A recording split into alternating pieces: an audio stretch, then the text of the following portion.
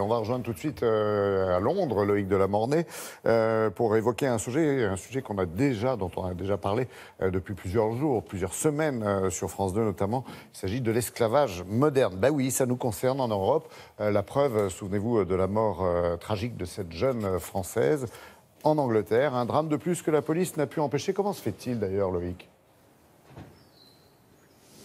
Bonjour Laurent, bien tout simplement parce que les victimes d'esclavage moderne n'osent pas aller alerter la police. Alors effectivement, vous faites référence au drame de Sophie Lyonnais, cette jeune fille au père dont on a retrouvé le corps carbonisé ici à Londres, dans le jardin des personnes, un couple de Français d'ailleurs pour qui elle travaillait. Alors l'enquête est toujours en cours, mais ça montre bien que l'esclavage moderne peut prendre des formes très diverses. Ça peut être de la domination psychologique, de l'exploitation évidemment sexuelle, de l'exploitation au travail, du travail gratuit ou très peu rémunérés. Et souvent, les personnes qui sont victimes se trouvent dans un pays qu'elles ne connaissent pas, elles se sentent isolées, elles ne parlent pas parfois très bien la langue, parfois elles ont peur d'aller prévenir la police tout simplement car ce n'était pas le cas de Sophie Lyonnais, mais elles sont en situation irrégulière. Bref, toutes ces formes sont très différentes et ça explique pourquoi les personnes victimes ne vont pas alerter la police. Et dans ce cas, ici, il y a quelque chose de très étonnant. Il y a des associations, notamment une association qui, dans ce cas-là, prend le rôle de la police et mène carrément de véritables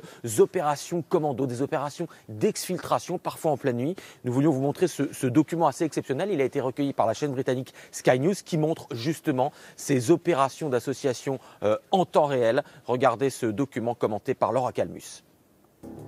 En pleine nuit et avec la plus grande discrétion, au volant de sa voiture, Peter est en pleine mission. Avec son équipe, il fait partie d'une association qui vient en aide aux personnes victimes d'esclavage moderne. Les trafiquants visitent les maisons tous les jours. Ils viennent surveiller leurs victimes à domicile.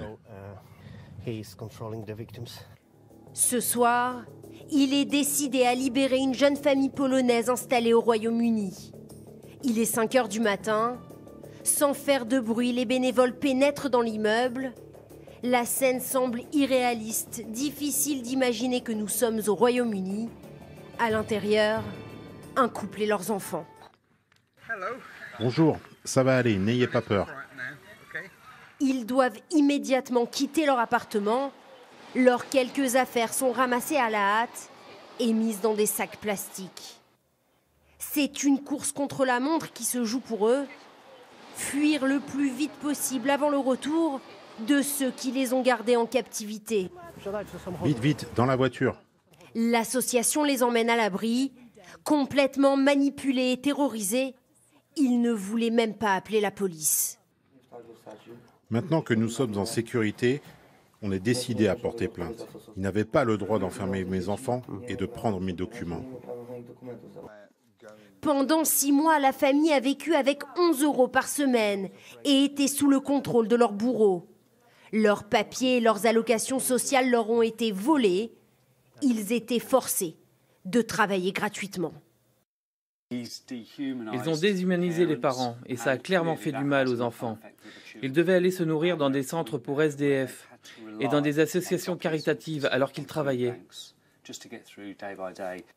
Alors, pour sensibiliser les Britanniques sur l'esclavage moderne, les autorités ont réalisé des campagnes.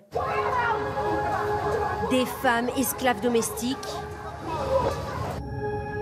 des hommes travailleurs forcés, des adolescentes prostituées. Le tout en plein cœur du Royaume-Uni. L'esclavage moderne est plus proche de chez vous que vous ne le croyez.